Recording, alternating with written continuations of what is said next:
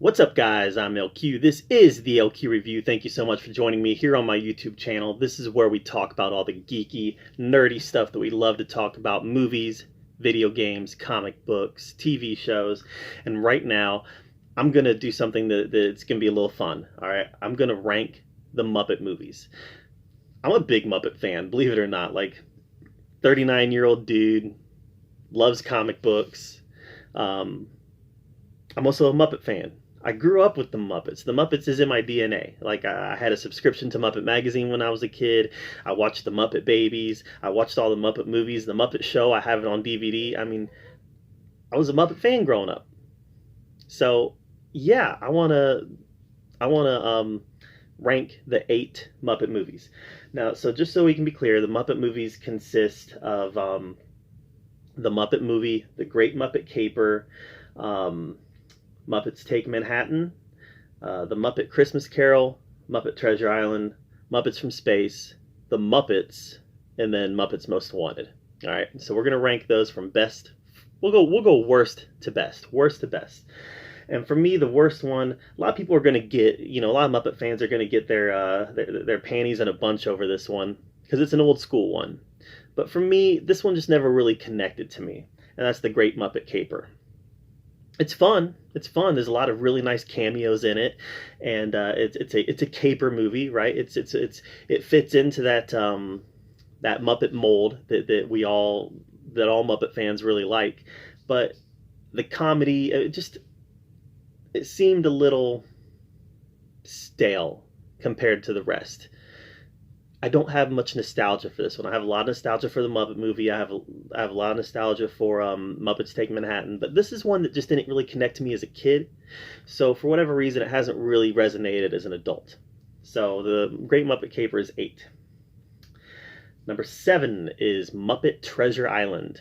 And this is a fun one. You got Tim Curry is in this one, and it's a take on, obviously, the Treasure Island novel. And the reason that they wanted to do this was because they had just done Muppet Christmas Carol, directed by Jim Henson's son. Both of these were directed by Jim Henson's son. And they just done Muppet's Christmas Carol, and it worked really well. People really liked it. So they said, well, hey, let's do another bit of classic literature. So they went to Muppet Treasure Island. And it was fun. It had its moments, but it feels very direct-to-video-ish. There's a Muppet Wizard of Oz that's not on this list because it wasn't a theatrical release. There's a Muppet Christmas special that's not on this list because it wasn't a theatrical release. This one felt more like the direct-to-video Muppet movies rather than the theatrical release Muppet movies. But it had its moments. Tim Curry's great, and there was some funny stuff in it. So it's my number 7. Number 6, Muppets from Space. I remember seeing this one in the theaters. I took my sister to see this in theaters when she was a little kid. And I love the opening. The opening was Brick House, and it was a big musical montage, and I loved it. And that was a lot of fun to watch. And then from there, so it starts all the way up here, and then from there the movie kind of does this. It has highs, it has lows. It has highs, it has lows. It was nice having a Gonzo-centric movie. We don't get a lot of focus on Gonzo in the Muppet movies. We did here, and that's nice. But it felt a little uneven. But like I said, the highs were high enough that it puts it ahead of Muppet Treasure Island and The Great Muppet Caper for me. So Muppet from Space is number 6. Number 5. Number 5 is blasphemy, I know. Be prepared to yell. Number 5 for me is The Muppet Movie. I love it. 5 to 1 are fantastic movies. And The Muppet Movie is a fantastic movie. I've got a lot of nostalgia for it. This is the story that tells how the Muppets meet. It opens with Kermit the Frog sitting in the swamp playing Rainbow Connection on his banjo. How can you not love it? I just like the other ones better. That's all it comes down to. I love this movie. I grew up with it.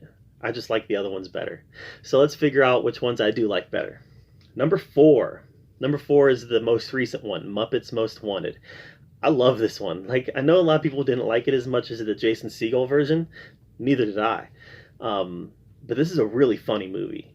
Like, a lot of great cameos, a lot of great moments, a lot of great music. The music in this rivals the music in any Muppet movie. Just some really funny stuff. The Gulag song is hilarious.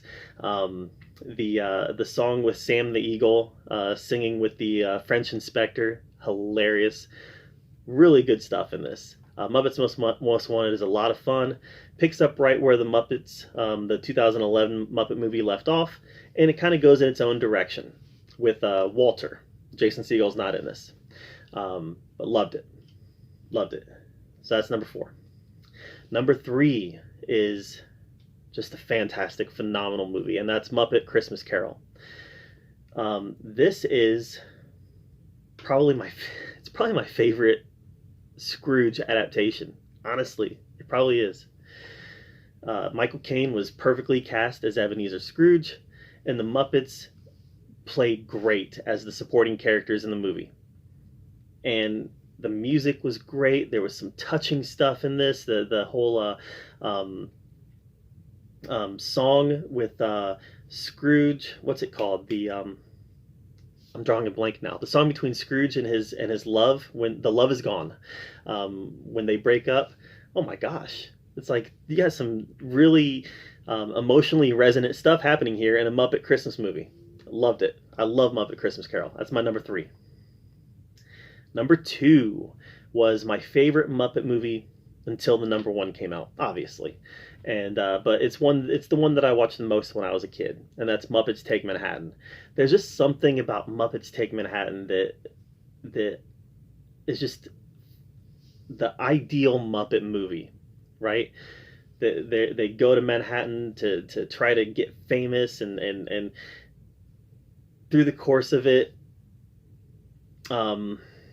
craziness ensues, and it's just a really good movie. It's a really good movie. I love Rizzle the Rat working in the kitchen. I love all the cameos. I love the wedding at the end.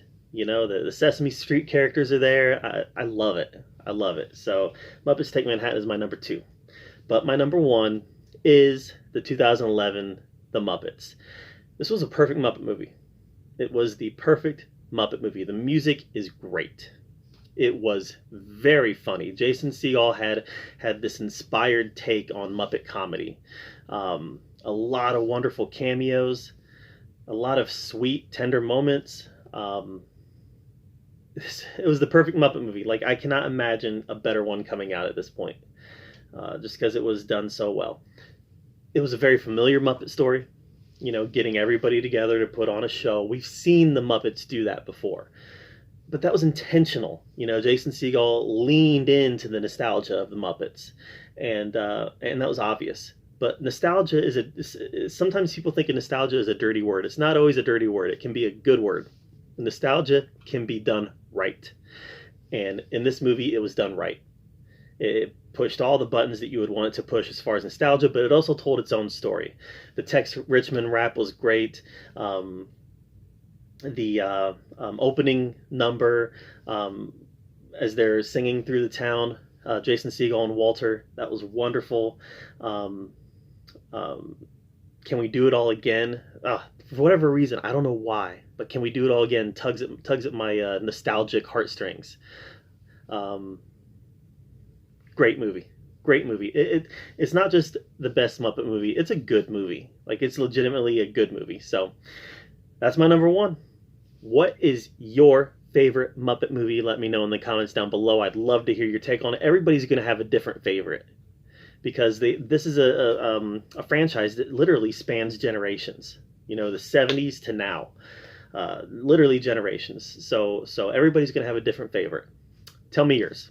And thank you for being here at the LQ Review. Make sure you subscribe to my channel. And as always, I appreciate you joining me right here, where we get to talk about all the geeky, nerdy stuff we love to talk about. Until next time, we'll see you later.